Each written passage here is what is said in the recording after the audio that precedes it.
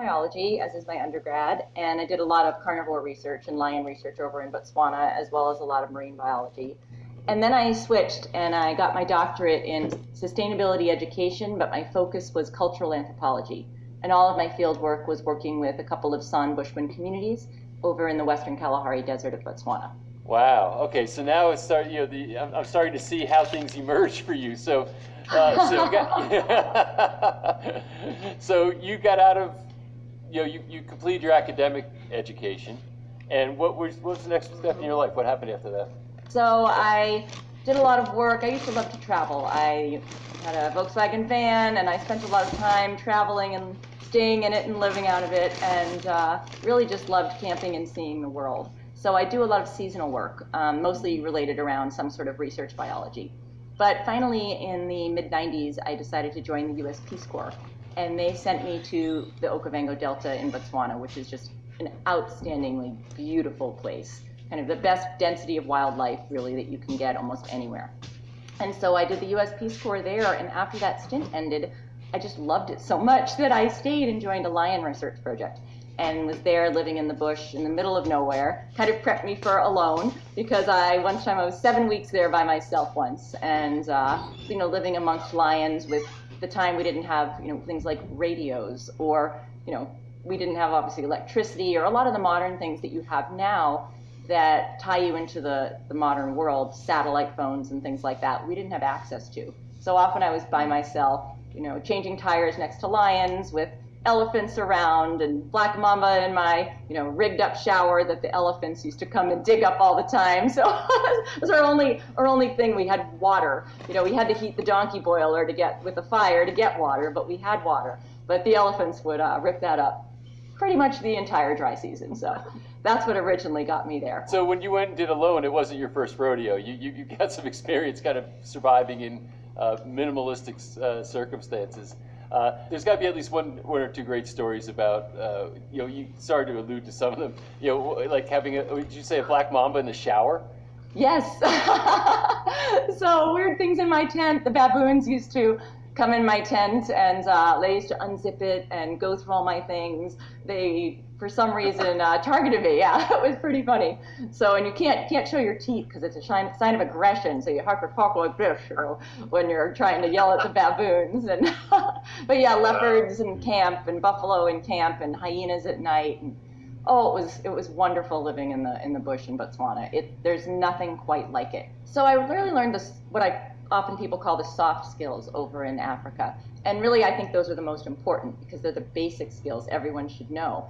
Animal communication, that sort of sixth sense, intuition, bird language, because the birds will tell you everything that's going on in the forest. They know where every predator is, and if you can tune into what the birds are saying, you can avoid predators, or if you're on safari or whatever and you want to find them, you can find them. But they'll tell you when a snake is in camp also, which is extremely important there. And then, of course, tracking, which is an amazing skill to have. And then later on, with time that I spent with the Kalahari Bushmen, I started honing those skills, but also learning what people call the hard skills. Tanning an animal hide, starting a fire from friction, those sorts of things. And then when I came back to the States, I sort of started to hone those skills even more in my native environment here. So it was quite a journey. So let's talk about, you got back to the States, and kind of where did it lead you? Because now you came back, I mean, it's like an alternate reality you were living in for some period of time. And interestingly, because we want to really have a conversation around survival and survival skills, so you went from that, learning soft and hard skills as you described them, now coming back to where, everything's just kind of provided and easy. What was that like for you? And then how did you end up kind of rolling forward into doing the things you're doing now? It was kind of a hard transition coming back initially. I moved to Oregon. I knew I wanted to be in the Pacific Northwest, and I'd lived in Alaska previously. I'd worked on the crab boats up there, and I'd done research on the Exxon oil spill years ago. So I wanted to live somewhere wild. So those were my choices. And my best friend at the time lived in Oregon, so that's where I moved to. And it was a great choice. I'm still live in the Pacific Northwest, and I live on property, and I love it here because there's just so much land and not that many people, because it does rain a lot here. So it definitely keeps folks away. And it's a great place to hone skills. And really, if you can build a friction fire in the pouring rain here in the Pacific Northwest, you can really do it anywhere. So when I came back, I started working with teaching at traditional skills gatherings, which was a great place because when you teach things, of course, you learn them even more because people always ask really interesting questions that makes you sort of deep dive into things. And so I started transferring the skills that I knew really well in the Kalahari Desert back here to the Pacific Northwest, and really skills can now be used sort of around the world, and I've been able to practice them in many locations. So here's what's interesting, as we're doing this Endgame series, a couple of years ago, 2, 3 years ago, there were survival skills, survivalists, people who were maybe trying to go off grid a bit, and homesteading. And these were sort of like more fringy type of things, that had kind of like its own small community. And now, I think in part because of the craziness in the world, I think people are starting to get really serious around these skills. So you've sort of seen it go from how can I put it, something that was like a small pocket of people that would have a special interest to major TV show that you're on, that people watch. We'll talk maybe a little bit more about that. And then also, it's a kind of a mainstream thing now. So are you finding yourself suddenly very, very busy with people wanting to learn more from you and doing more of this type of a thing? Or how has your life changed the last few years based on your particular skill set? That's such a great question. I've really seen a shift become from that sort of survival skills, or as I like to call them, wilderness living skills, because I like to think of them as a long-term solution. And if you think of it as that, it's a different mindset. And I feel like it's easier if you think of it as a long-term sort of lifestyle versus something that's just straight up survival. But all those skills cross over. And I really have seen a shift, especially since COVID. I've found that people all of a sudden are looking at their food sources. They're more into prepping. I'm a prepper. I think prepping is great because why not be prepared? It makes all the sense in the world. You don't want to get caught out. And I've also found a huge shift not only in people wanting to learn survival skills, but also wanting to make sure that they learn about wild foods and wild medicine. Because when you have a shift like we've just had, all of a sudden, we didn't have access to physicians like we needed before. We didn't have access to physicians like we used to have. All of a sudden, people were shifting to wild medicine because it works. And I'm an herbalist, and I have an apothecary, and put out a lot of information on my website about herbal medicine and why it works. And I'm a scientist. So I'm not just talking anecdotal things. I like to do deep dives into peer-reviewed research and present that to people. And there's so much of it out there. But of course, Big Pharma doesn't want everyone to hear it all. So I really feel like one of my goals is to get wild food and wild medicine information out to people so that they can be prepared for the next thing or even just the present moment. Because not only does it works without side effects, negative side effects, and also things last a long time. So you can have it just at your fingertips. Oh, and it's free. That's always really nice too. Yes. Yeah, that's. I guess that's the punchline, right? It's like it's free. But the knowledge requires an investment of your time, right, to go and learn how to navigate all this, and that's where the effort lies. I guess the terrain is as far as where you are. In other words, as you said, you're in the Pacific Northwest. Somebody might be in high desert in Arizona. Somebody might be in South Florida. Maybe they're in the woods in upstate New York. So how varied are the considerations based on where you happen to be? There are a lot of commonalities. So I find, especially if you live in temperate regions, which is where a lot of the population lives around the world, right? Especially people who are going to be watching this. For example, when I went to Mongolia for the Alone season, the second season that I went on Alone, I knew all the plants. Maybe they were slightly different species. Just from what I knew here, I could translate that over there pretty easily, to the point where we actually had an indigenous guide showing us a lot of the plants, and a lot of them that I was pointing out to him, they'd lost that information. So it was nice, I could actually give them that information back of some things that were edible and medicinal, and really sort of, and he just said, we've lost a lot of the culture, so we've actually lost a lot of that knowledge. So I was pointing out things to him, he was pointing out things to all of us. It was really fun back and forth. But I find that wherever I go in the world, again, especially in those temperate regions where most of us live, that knowledge translates very easily, especially if you pick things that are really important. We can get into details in herbs if you want to, but let's just use an example of yarrow. It's a great antibacterial. I've used it a lot on shows. I cut my knuckle off on day 42 or 43 of Alone on season 2, completely off. You could see the bone. And yarrow cured it. I had already picked some, and I was able to make a yarrow bath, put my finger in that. I stopped the bleeding really quickly. It brings fevers down. It's an amazing, amazing plant, and you find it everywhere. So, often things that people think of as weeds, like plantain, not the banana, but the one that grows on the ground.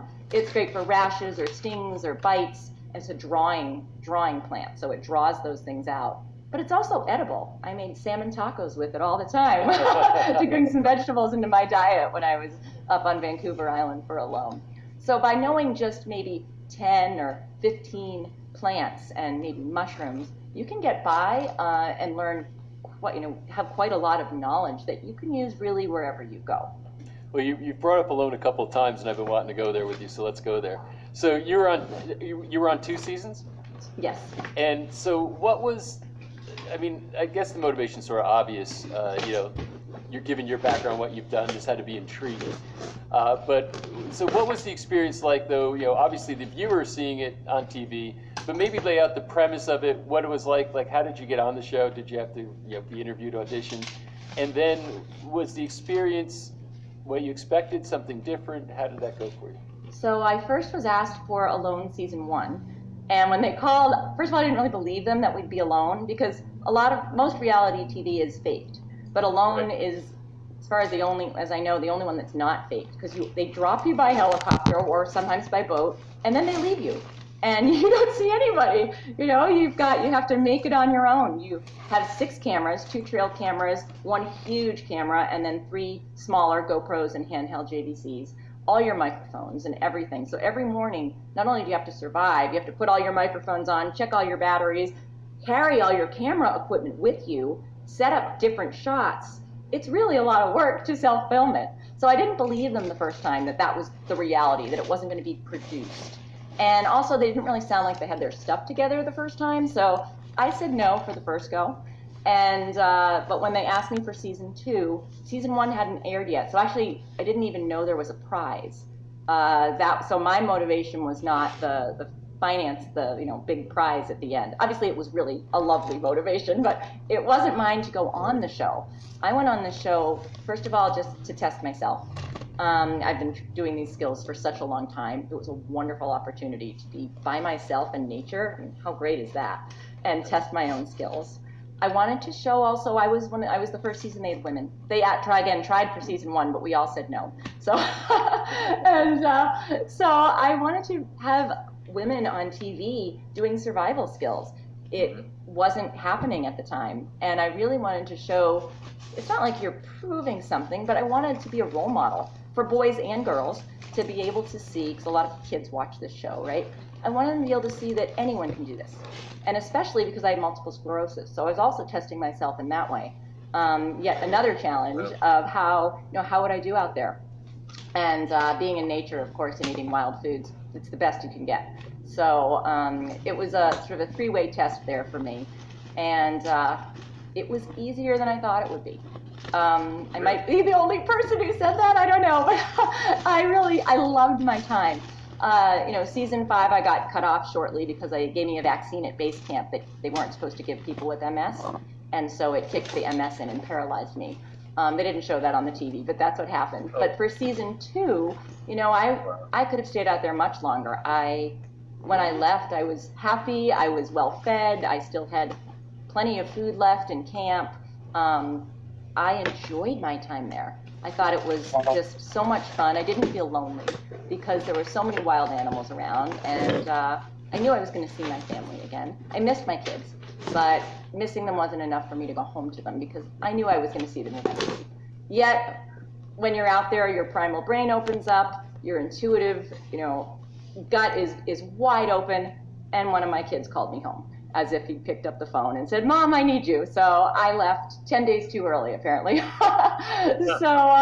But it was a wonderful experience, and really one of the great things it did is it was a platform for me to be able to reach people, who maybe wouldn't normally see survival skills or learn about herbal medicine or wild foods.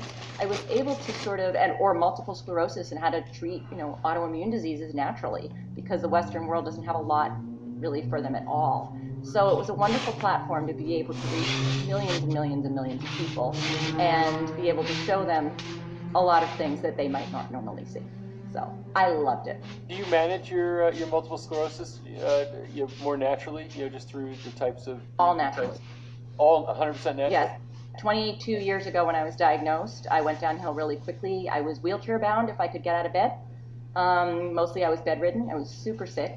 And finally I went off all the drugs that the Western doctors were giving me, and I started changing my diet, my lifestyle. I take medicinal mushrooms every day.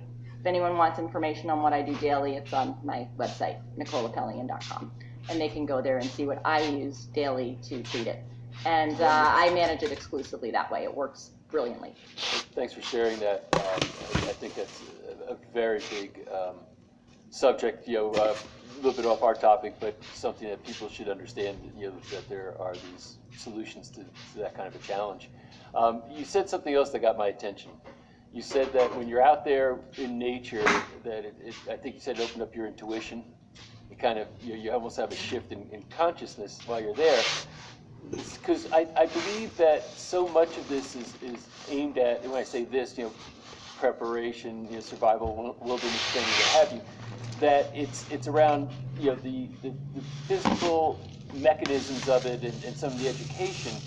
But you started to really just communicate, at least in my mind, a spiritual aspect of this. That's something separate from those things. Can you speak that a little bit? I can, yeah. So, I really feel to be a truly connected person or a truly alive culture, you need three types of connection.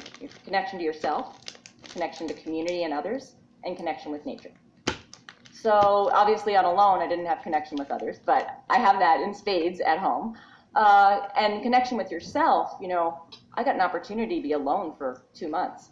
Who gets that, right? When, oftentimes people have 4-day vision quests and they have life-changing experiences. Yes, granted, there's ritual around it, but no one spends time alone anymore. When I was a kid, I spent time alone all the time. We didn't have devices, we didn't have cell phones or internet or anything, we didn't have TV.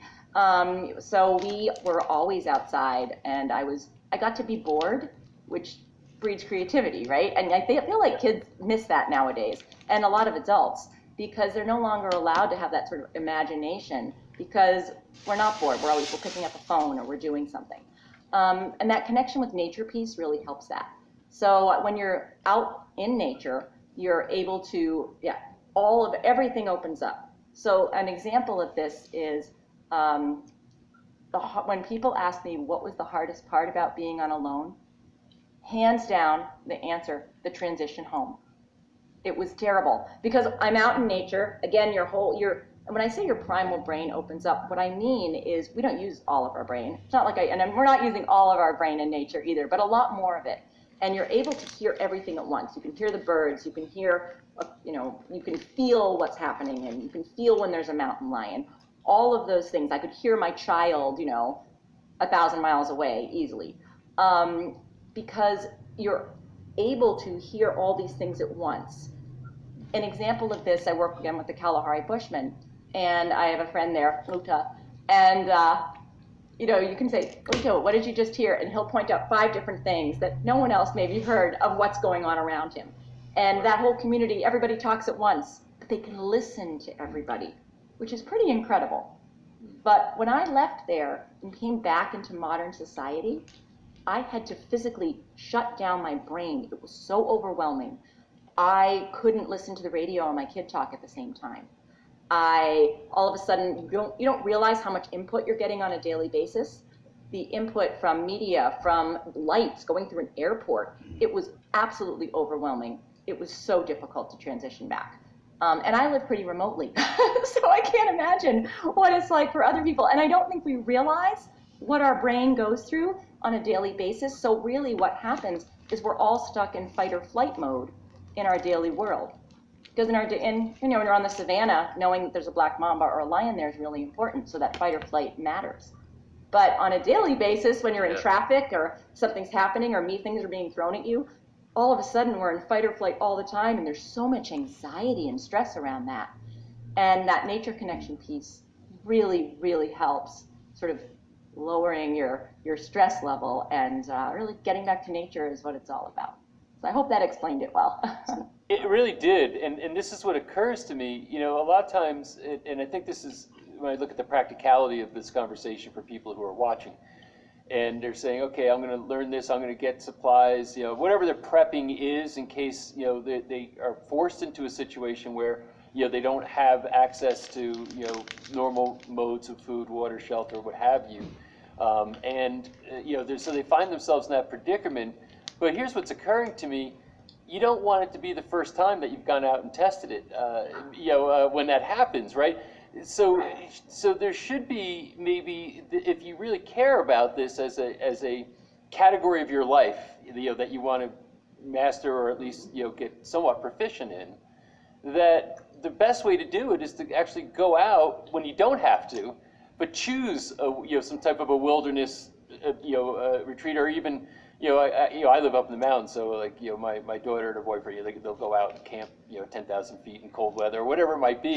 That they're, people go outside of the zones where you have cell phones, and other such things, and you're learning just for maybe even 4 days, as you said, in a vision quest. But you're learning just to what it is to be out of today's noisy society. Maybe we'll call it the Matrix, and then get back out into nature, where you're pulled out of all that, and you're starting to open up these other aspects of yourself. So do you recommend that people do that, and what's the best way for them to try to train in that type of a way when you have a normal, quote unquote, modern life? That's such a great point, and so for me, I think I always tell people dirt time. Dirt time is really important. And dirt time is just basically what it is, right? It's time spent in nature. It's time spent outdoors. It's time spent challenging yourself. So maybe the first time you go out for a day and you spend a day in nature. Maybe the next time you go out and you spend a night in nature if you haven't done it before. Or a night by yourself. And you can have your cell phone there, but just don't have it on, right? If there's an emergency, great. But turn it off, right? Because you lose yourself in taking pictures and all of these other things. You really do lose some of that. And practice these things. There's a lot of, take a course, go to a traditional skills gathering. Read books, look on YouTube. I don't really watch YouTube very much, but I know a lot of people find it very helpful. But then you can't just stay looking at YouTube, right? You have to actually go practice these things yourself. And when I'm teaching these things, like I often like when people fail. For example, if I'm teaching them a certain type of trap, if they get that trap the first time, oh, like, darn, they're never going to learn it. It's not that they know it. They just happen to get it the first time. So maybe I'll knock it down and say, all right, try again. But when they don't get it, they have to finagle every little piece until, 10 tries later, they finally set that trap correctly. Then I know, okay, now they've got it, right? Because you have to fail. Don't be afraid of failure. That's how you learn. So the more you fail at a trap, like I love the people who fail when they're trying to do things, because they're going to learn it better, because they're going to have to learn new techniques to be adaptable and flexible and overcome those things. And when you spend a lot of time in dirt time, you're faced all of a sudden with new challenges, new weather, or maybe a new location, something new that you didn't expect, right? Change in circumstances. And you have to figure out how to adapt to that. And the more knowledge you have under your belt, the better you'll be able to adapt in the future. And so just spending time outside is so important, and it's what matters. Yeah, it really makes a big difference. So now you've got my attention, and I'm like, okay, I need to do this. What do you think? Do you have recommendations for how do you find the right kind of a course or training program where it can incorporate soft skills, hard skills as you describe them, and other such things? Because this isn't like you get it in a weekend type of thing. I think this is a never-ending study, I imagine, over time. But there's probably the basics that you start with that are minimal, and then you can build on top of that. So where's the best place for somebody who's starting at zero to say, okay, I want to start exploring this? What's the first step for me? I think the first step differs for different people. I always think a mentor is fantastic. Learning from other people who have really already spent their 10,000 hours putting in the time so they can distill it down for you. Wow, that is priceless. There's inexpensive courses. There are traditional skills gatherings, which are very inexpensive. It's the best summer camp ever. My kids have grown up going to those, and they've learned so much. Because also, kids don't necessarily learn very well from their parents. I don't know if you have kids, but you're often not their best teacher, even if you want to be. So they need other adults around, right? When we lived in intergenerational, villages, we had that available. But, finding a mentor for yourself or for your kids who are not you is really important. And so for me, I like reading books. I like to deep dive into things. So I'll reading on, like when I was getting into primitive trapping, got books from Siberia and, Norway and Sweden, and was reading all, northern Canada, and trying to read as much as I could on different types and different mechanisms, and then practice them over and over and over in my yard. You don't actually have to be catching anything, right? A lot of primitive trapping is illegal, but it's good to know these things, right? It's legal on a show like Alone because we get permissions, special permissions, but it's important to know these skills, right? It really is. Or trying fire a different way, using different woods.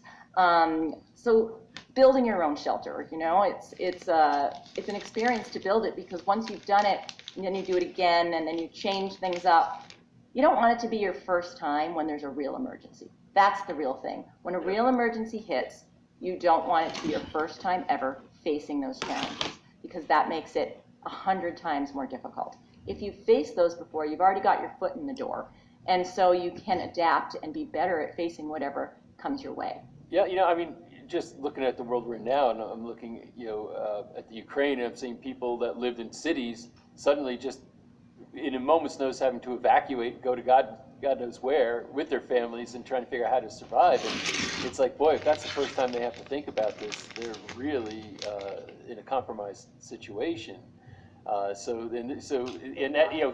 this is where when people think, oh, well, I don't really have to worry about this, it's more of a fun indulgence. Like, well, no, some people really do have to have this as a consideration for themselves, and there's pieces. So, and I guess, they amount to, if I were to look at broad categories, food, shelter of some variety, medicinal aspects, like, maybe you guys start and have a portable apothecary that you say, okay, I got these basic aspects of these herbal remedies or what have you that, I have them ready at my, my disposal, that if I, had to leave, I have at least these to take with me. Is there, and water, obviously, so food and water, shelter, medicinal things, and medical is the last one. Food, shelter, water, fire, medical. And medical, I could have put in with the wild medicine, with wild foods, or wild nutrition and wild plants that grow. You can go 3 weeks without food. It's not pleasant, but you can. So if you're in an emergency situation, right, medical's first if there's something wrong. But really, it's all about fire, shelter, and water, right? And signaling if you're trying to get out. But in this situation, it doesn't sound like that's where we're at. So food is really sort of last on that chain, but it becomes very important at some point. So, most hunter-gatherer societies, we always put this big emphasis on protein. And it's important to get protein and fat. But 80% of hunter-gatherer societies' food comes from plants. Roots, digging roots, finding nuts and berries and things along those lines. So don't underestimate the power of plant food. If you look around, knowing just a few like cattails. Cattails are an amazing source of food. You can eat the roots, you can eat the shoots, you can make things from it, you can weave from it, you can use the parts as fire starter, you can eat the green cobs. There's so many uses there. So knowing what foods are around you that are wild foods that grow is really important, because they don't run away from you, so they don't take a lot of calories to catch. And thinking outside the box about protein. For example, on Vancouver Island, yes, I caught a lot of fish and I ate a lot of limpets and things like that. I also ate a lot of banana slugs, because they're great protein and they're really easy to catch. They don't run very fast. So how do those taste? Oh, they taste okay. I roast them over the fire till all the slime falls off, and then I just rinse them off, and they taste like, I don't know, like snails. They're basically snails without a shell. So if you've ever had escargot, maybe without the salt and butter, yeah, they taste like that. They're a little chewy, but I've eaten them since then, so they're not so bad. Yeah. And I guess so much of this is psychological, right? It's like the thought of it versus the reality of it. It's the different things maybe. Yeah. To not eat, crickets and grasshoppers, and now, there's cricket flour everywhere. I've eaten crickets and grasshoppers, so have my kids, for years. We think they're delicious. Or flying termites. We'll pick them out of the air and pop them into our mouth, So all of those things are edible. But it's getting over that sort of ick factor. But you have to get over the ick factor if you're in a survival situation, most definitely. Final question. So you're in your home right now, I guess, in the Pacific Northwest. And are you prepped there? Meaning, supposing you lost all power, all maybe even your water store, at least the water. I don't know if you probably have a well. I'm guessing that where you are, but but let's say that you kind of have to move off grid suddenly. Do you have food stores? Do you have what do you have in preparation for if something adverse happens? Oh, we've got it all. Everything you think a prepper would have, I've got. So, but I also know that I can also go out in my land and get food. So I also plant things on my land. I bring in a lot of things from the wild, plant them on my land, or get seeds and plant them there so that I have all my medicines and all my food right out my back door, which is really important. But I also live, there's hundreds of acres behind me. So, but I do, even though I have access to all that food, I also know how hard it is to sustain, for example, my entire family on that food alone. So I have food stores. I have the number 10 cans of food storage. Whether, the Mormon church actually allows people, you don't have to be, I'm not Mormon, but they allow you to go and use their warehouses. And they have those number 10 cans at cost. And you can actually order all of that. A lot of them have a 30-year shelf life. And they're very inexpensive. And you can, my whole garage is lined with those. Of course, I have a generator, just because I think it's important. And extra propane and water catchment systems and all of those things in place. But I make sure that I have, all of those lined up so that if, anything hits the fan, we're ready. We're ready. But I think the really important thing that's often forgotten when you're thinking about prepping is wild food and wild medicine. And wild medicine for the more than wild food. Because I have, not only do I, yes, I have the things and I can make more tinctures and, things like tinctures are just a way to store medicine for 10 years, this will last me 10 years, no problem.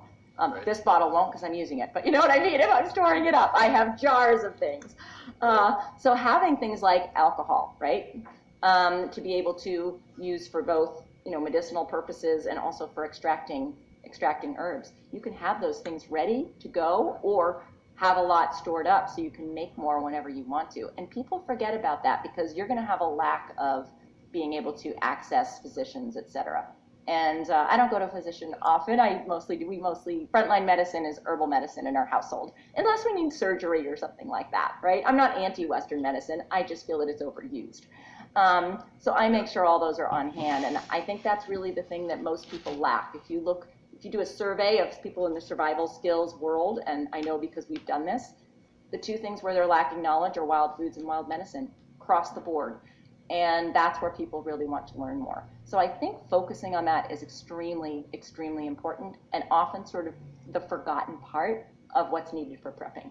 Phenomenal. Well, this has been not only very informative, but entertaining at the same time. You just totally light up on the subject, and your own personal experiences are, I could talk to you all day. They're fascinating. But there's also the practicality of what comes out of this conversation that I think is really great. So I'm very, very appreciative of you taking the time to share all this with us. Of course. It's great being here, and thank you so much for having me today. Appreciate it.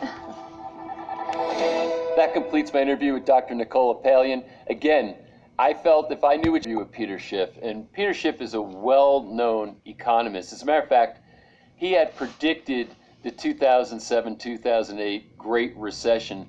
Before it happened, he saw it coming, he called it out, one of the very few people who did that, and man, was he right on the money. So when I knew I was going to be interviewing him, number one, I admire him just because of his extraordinary economic intellect and his ability to communicate it very effectively. And number two, his track record is extremely impressive. So This is a man whose insights you want to take seriously.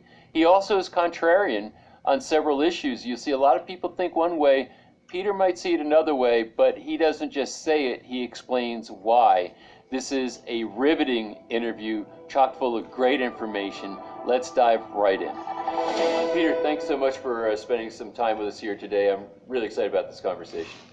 So right now, there's a lot of uncertainty in the world. A lot of that has to do with economics, but you can't really separate that from what's going on politically, et cetera.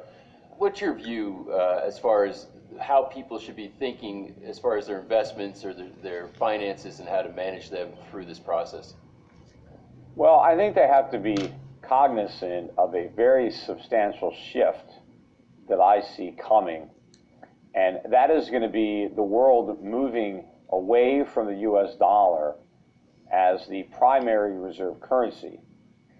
And you have to appreciate the degree to which the US has benefited from that exorbitant privilege of creating the reserve currency out of thin air. Because other nations, to the extent that they want to import, have to export to balance their trade.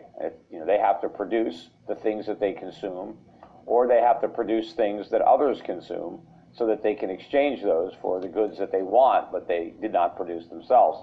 Well, in America, all we have to do to consume stuff is print money. And we can use that money that we print to buy goods that everybody else in other countries produces. Well, I think that's going to come to an end. I think we're going to see a dollar crisis.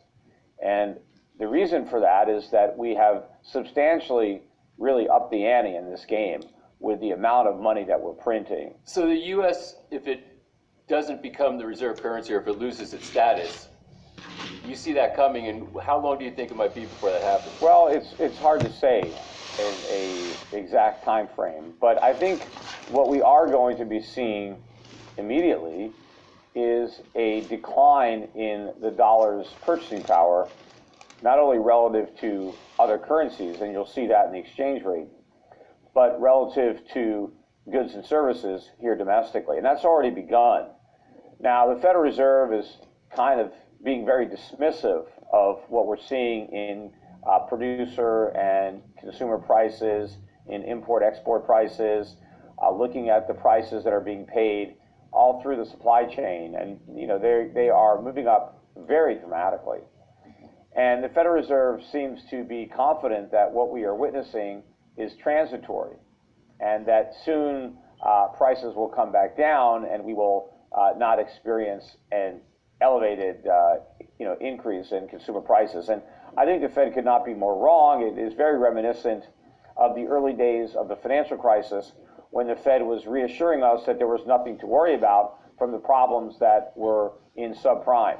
Because the Fed said, don't worry, those problems are contained, and it's not going to affect the broader mortgage market. It's certainly not going to have any impact on the economy. So that was how the Fed reacted to those early warning signs that a big problem was coming.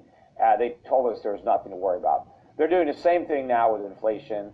They're assuring us that it's transitory.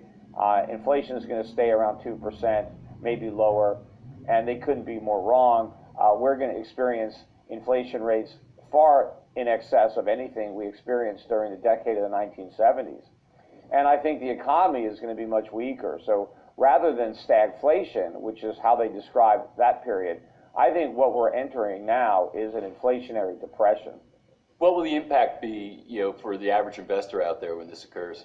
Well, depending on how their portfolios are allocated, the biggest losses will be for people in fixed income, people that have bond portfolios, people that have cash values in insurance policies or annuities. Things like that are just going to be completely wiped out. I mean, maybe not to zero, but the vast majority of the purchasing power will go away, and so most people are just not going to have sufficient resources to fund their retirement if they were planning on doing it through traditional portfolios with fixed income. To the extent that you have a lot of stock market exposure, I think the losses will be less in real terms. But certainly if you're in the wrong stocks, if you're in a lot of these high multiple stocks, you could see significant losses there. I think the portfolios that will do the best would be value-oriented multinational stocks, stocks that are able to pay good dividends, that derive a lot of their earnings outside the U.S. I mean, personally, what I recommend is that people invest outside the United States. I think the stocks that will fare the best will be companies that are completely outside the U.S. And that are domiciled in countries that are in much better economic shape, where their dividends will be paid in currencies that retain a lot more of their value. And I think when you're looking abroad, I think some of the best returns will be in the emerging rather than in the developed markets. And I think some of the sectors that will do the best will be those that benefit most from inflation. So you look at a lot of resource sectors, mining, both industrial and precious metals in particular, also oil and gas, alternative energy, agriculture, things of that nature will do particularly well. I think their earnings are going to grow and their dividends will be able to be increased, and that will help people survive an inflationary era where the cost of living domestically is moving up so rapidly. Do you see this as something that will come and go, or that there might be kind of permanent ramifications to what's going on? I mean, it just seems like there's a complete disregard for fundamental laws of economics, and as you said, they're upping the ante to such a degree that is it something that we can eventually recover from again after a lot of pain, or how do you see it? Yes, I mean, we can recover from it, but yes, a lot of pain will be required first. But really what's going to change is the whole fundamental nature of the current U.S. economy, which ultimately has to change eventually anyway because it is unsustainable. We have to return to a legitimate economy that is driven by savings and investment, which leads to the production of goods and services, and then comes the consumption. So the consumer is at the end of the process. He's not the driver, he's the caboose, not the engine. The way our economy is oriented now, it's all about people spending money, even though they didn't produce anything to buy with that money. Well, we'll just import it from China or other countries. That's going to stop. And to the extent that Americans want to borrow money, there's going to have to be some other Americans who are saving that money. We just can't all be running debt. And so the entire structure is going to change. Americans are going to have to go back to saving their money and then buying stuff from their savings, not using a credit card to buy things that they can't afford. And we're going to have to go back from the current service sector type economy to more of a manufacturing economy. I mean, that doesn't mean we can't have any services, but we're going to have to manufacture a lot more stuff than we're manufacturing today. And how do you do that? Well, you need a lot of factories. Well, where do the factories come from? Well, they got to be built. Where does the money come from? It needs to be saved. A lot of workers are going to need to be retrained. That's going to take money. That's going to take time. So we're going to have to allow the nation to be transformed. And during that transformational period, Americans are going to be living a greatly reduced standard of living, because a lot of things that Americans were able to buy, they're not going to be able to buy. And so Americans are going to be spending a lot less. They're not going to be shopping as much and traveling as much. And so that's going to be a transition that is obviously going to be difficult for a lot of people.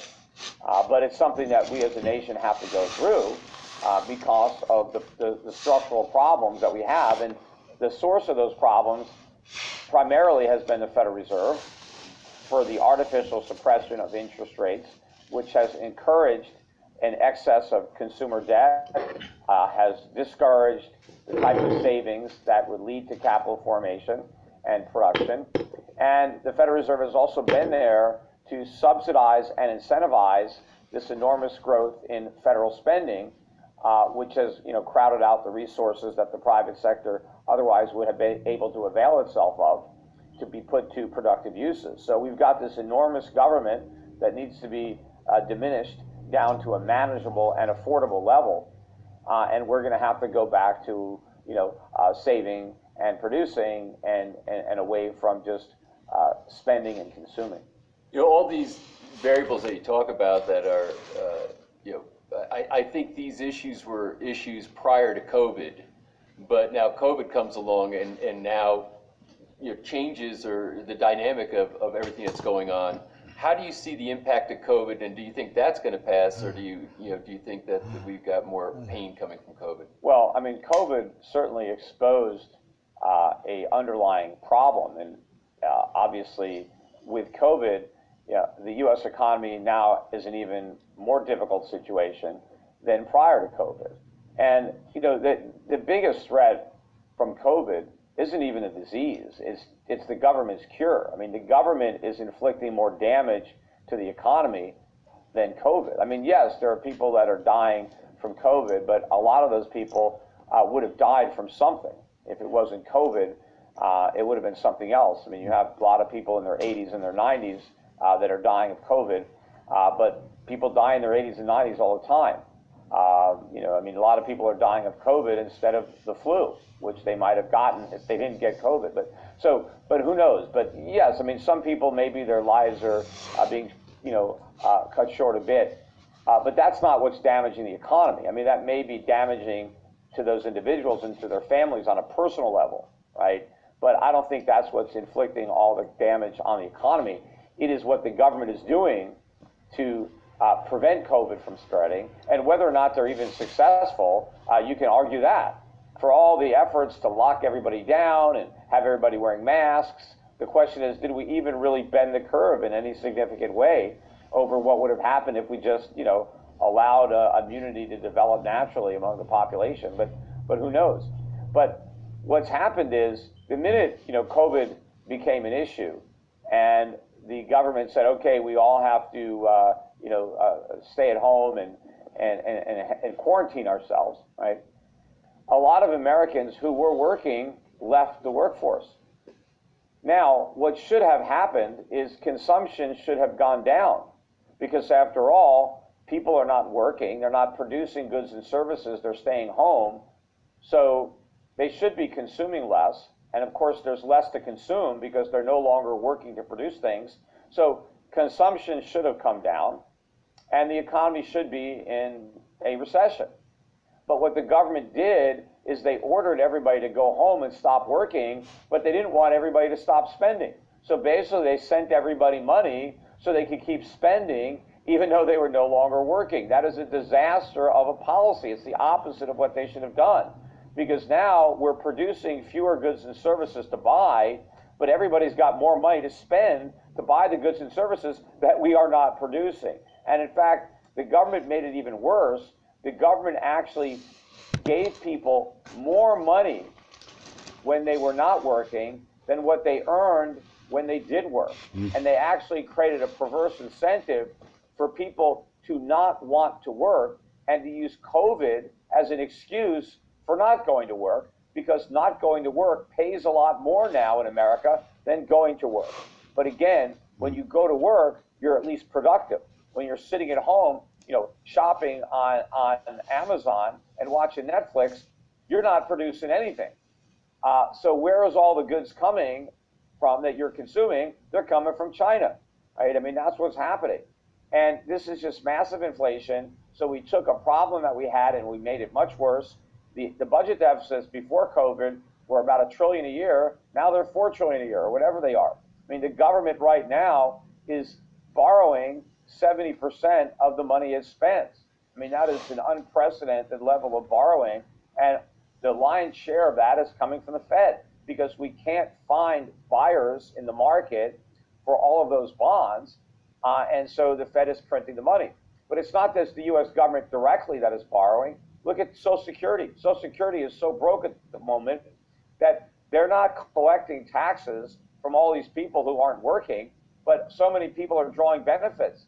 So now the Social Security trust funds, in quote, because they're not really trust funds, but now they're having to deplete their reserve of treasuries. They're now selling those treasuries into a market that doesn't want them, because the tax revenues are no longer sufficient to make the Social Security payments. Meanwhile, they're talking about forgiving student loans, but in the interim, they've told the students, you don't have to make your loan payments. So how are the banks getting paid? Well, the government's printing the money there to do that. And we may even forgive the loans, which is massively inflationary. because all the loans that are forgiven, that money needs to be replaced by the Federal Reserve. I mean, they're not going to raise taxes in order to cover the cost of forgiving, $1 or $2 trillion of student loans. So this is a complete disaster. They have, accelerated the pace of the money printing, and I think they have certainly brought forward the day of reckoning, which, may end up being a good thing, because, the further down the road we kick the can, the worse the problems get. So to the extent that maybe we have shortened that time frame between now and a complete crisis, that may actually, in the long run, end up being a good thing.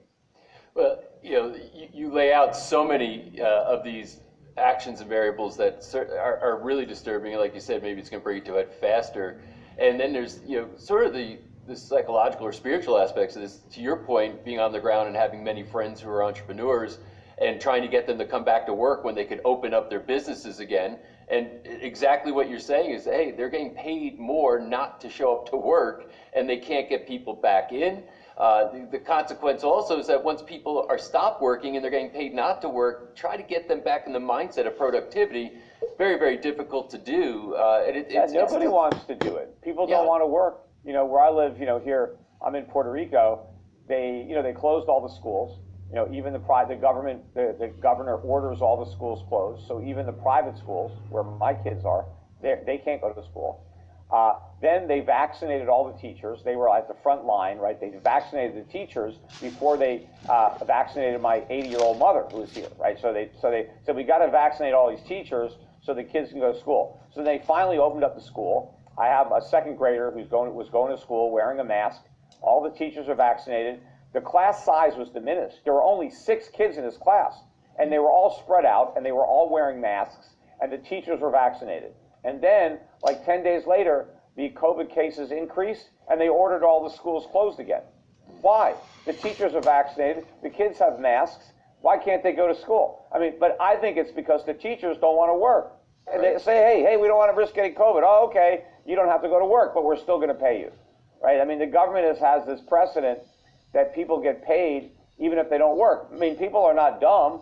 They just assume skip the work and go directly to the paycheck, because most people don't have a job because they enjoy working. They have a job because they don't want to go hungry. They have a job because they want to be able to pay their rent. So the job is a means to an end. The ends are the paycheck. But if the government says, hey, you could just have the paycheck, you could skip all the work, well, that's what people are going to want to do. And in fact, the unemployment benefits are now so lucrative that the fraud in unemployment is gone through the roof. There are so many fraudulent claims. And not only is there a greater incentive to put in a false claim, but the government actually made it easier, because once COVID came in, they made it much easier for people to apply for unemployment benefits, and you don't really have to prove that you're the person that you claim you are. And so pretty much all you need is somebody's social security number, and you could just pretend that you're them and pretend you got fired and just give the IRS or whatever, the government, a P.O. box to send your unemployment benefits to. And you could do this as many times as you can find people's social security numbers. Wow, really disturbing. So now if I'm not a billionaire investor, but I'm kind of an average investor that says I've got a certain amount of resources. Everything that you're saying makes me very fearful of the future and what might happen. Staying in cash doesn't make sense, because what you're describing, it's going to get inflated so bad that these dollars aren't going to be worth much. Well, exactly. You have to understand, what Americans have to understand is government isn't free, right? So when we pass a $2 trillion stimulus bill with no tax increases to cover the costs, or the government doesn't cut spending in other parts of the budget, like let's say the government said, hey, we need some domestic stimulus, so we're going to cut the defense budget, and we're going to take the money that we're not spending on the military, and we're going to use that for these domestic programs. But that's not what they're doing, right? In fact, we're increasing the defense budget at the same time that we're increasing spending dramatically on non-defense. So somebody's got to pay for this. Now, we can pretend that the rich are going to pay for it, with tax hikes. It's not even going to come close. Yes, the rich may pay more taxes. They may not. Who knows? Because they may alter their behavior to avoid these higher tax rates, and it could actually result in lower tax revenue to the U.S. government despite the higher rates. Right. But even if they do get some extra revenue, the revenue they get will pale in comparison to the money they're spending.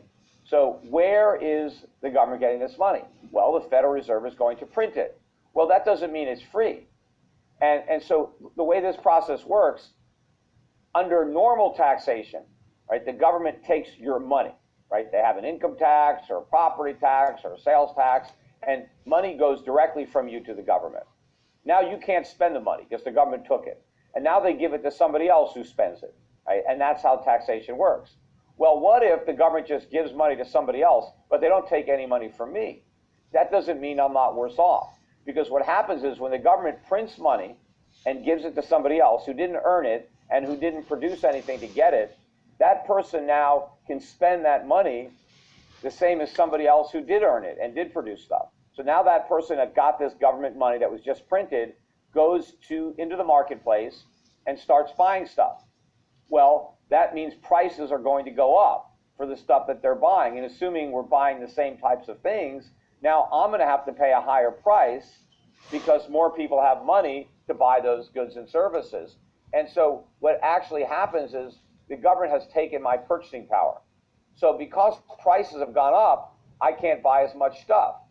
So it's basically the same outcome. If the government taxes me and takes 10% of my money, right, well, then I can only buy 90% of what I could have bought had they left me with all my money.